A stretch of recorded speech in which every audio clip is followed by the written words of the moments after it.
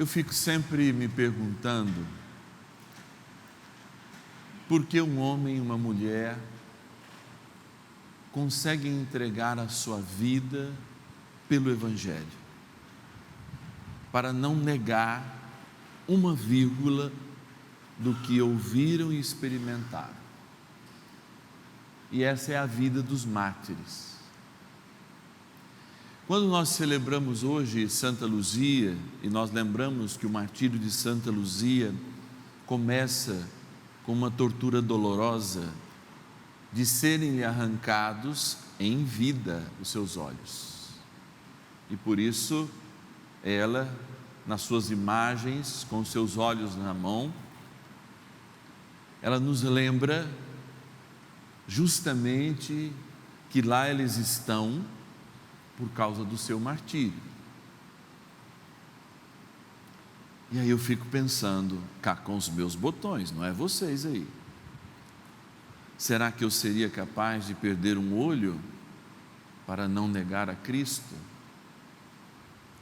Será que seria eu capaz de negar um privilégio na qual eu me acho detentor desse direito para não negar a Cristo? E essa é uma pergunta que serve para todos nós. Porque nós não somos de fato chamados, e se o formos, no momento responderemos a um martírio de morte, de tortura. Mas a gente é chamado a pensar as nossas escolhas. E se de fato a escolha que eu coloco em primeiro lugar na minha vida é a vontade do Senhor, é o seu amor, é a sua bondade, é a sua graça, porque isso também custa ser fiel, às vezes no imposto de renda, porque nós achamos que o direito nosso é não pagar, porque a gente não recebe. Custa-nos ser em momentos pequenos, quando muitas vezes a gente quer que a palavra de Deus, a doutrina da igreja milenar, se adapte a uma situação que nós estamos vivendo, por nossa escolha e liberdade. Vejam, não é Deus que coloca barreiras para que a sua graça aconteça na nossa vida e que o fardo seja leve. Somos nós que barramos a graça de Deus, as mãos de Deus, porque não indicamos que nossa vida corresponde ao projeto de Deus, mas ao nosso projeto pessoal. E hoje eu nunca vi tantas crianças cansadas. Vocês já viram? E não é porque comem não, bastante não. E hoje eu nunca vi, inclusive nos meus atendimentos, tantas crianças que já usam psicotrópicos, porque tem necessidade de usar psicotrópicos para, por exemplo, tirar a ansiedade, recuperar-se de um processo depressivo. E aí eu fico me imaginando,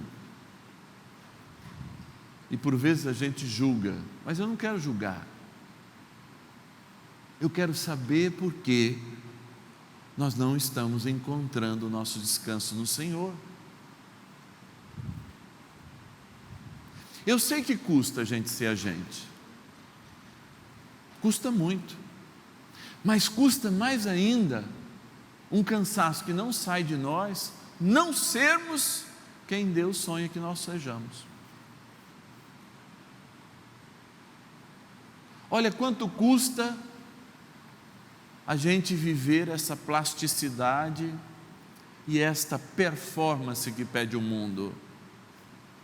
Então o mundo performa desse jeito, os pais têm que ser assim, os filhos têm que ser assim, todo mundo que tem que sair na foto do Instagram bonitinho, e a gente está vivendo um mundo de performance. Muitas vezes nossas igrejas, elas são performáticas, e não de Jesus, são da performance do evangelho, do pregador, do condutor, do líder e até mesmo do padre, e não do evangelho. E aí quando a gente chega na performance do evangelho, a gente encontra lados. Há uns mais conservadores, outros menos, e aqui eu acho que todos são importantes. Mas performar, ou seja, fazer para que o outro veja, custa muito. A maioria dos traumas que nós temos, vocês sabiam de onde vem? De um sentimento de rejeição. Então, sei lá, eu tenho um nariz grande. Talvez o meu seja, não sei. Eu olho para o espelho e acho normal.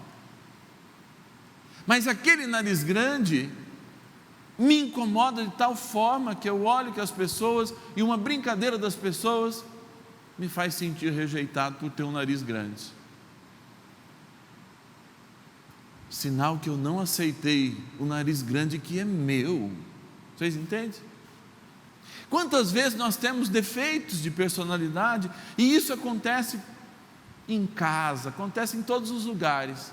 Quando a gente estoura, as pessoas falam, mas nossa, eu não sabia que você era assim. O que é isso? Rejeição a quem nós somos. Por que a gente não pode estourar? De vez em quando pode. A gente usa até aquela argumentação, até Jesus estourou uma vez? Não sempre, ou quase nunca no caso dele.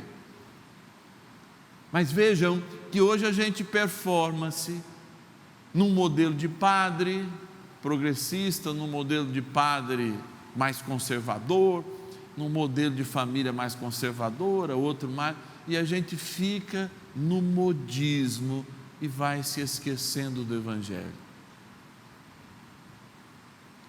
Você sabe por quê? Porque nós tomamos a mesma atitude de Pedro. A atitude de Pedro é de defender Jesus. Pedro corta a orelha do soldado. Pedro chega em Jesus e fala, para de falar isso que você vai sofrer, nós não vamos deixar sofrer, eu vou entregar a minha vida por você se for possível. O que faz Pedro?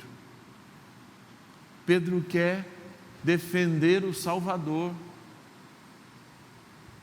quer defender a salvação, e o único que nos dá salvação, leveza, pureza, é Deus. Nós não precisamos querer diminuir o peso que é dado para Deus, porque Ele nos prometeu o descanso, a leveza.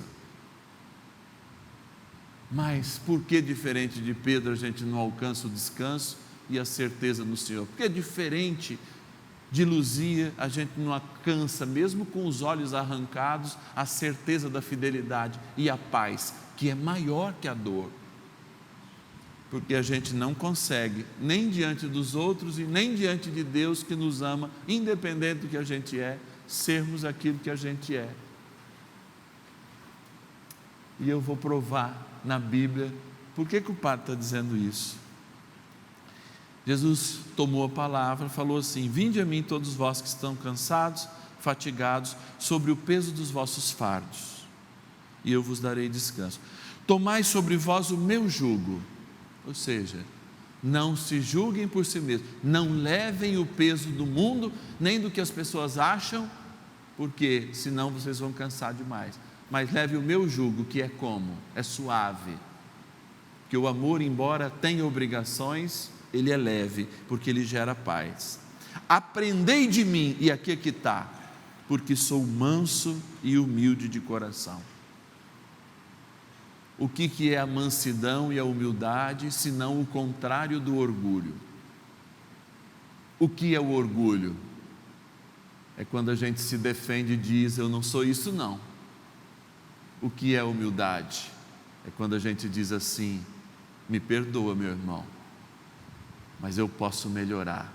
Você acredita que eu posso melhorar?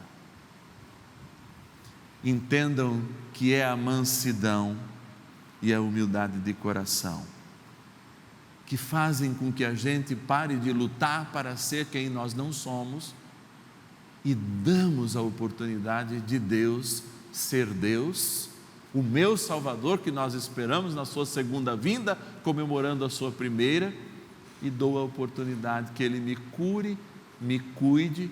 Por quê? eu apresento quem eu sou.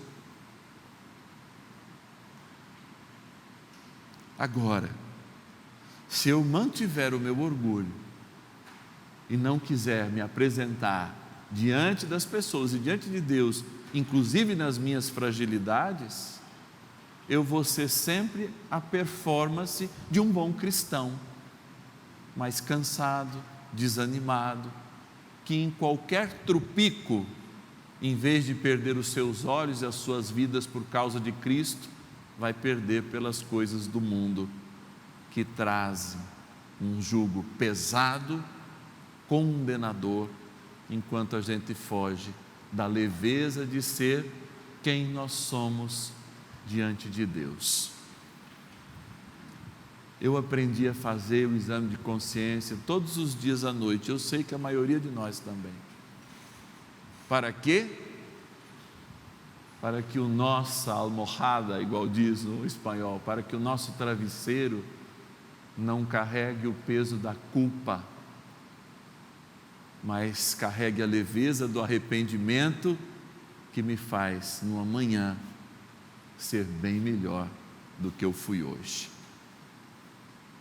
Vinde a mim, todos vós que estáis cansados, e eu vos darei descanso. Louvado seja nosso Senhor Jesus Cristo. Para que sempre seja louvado.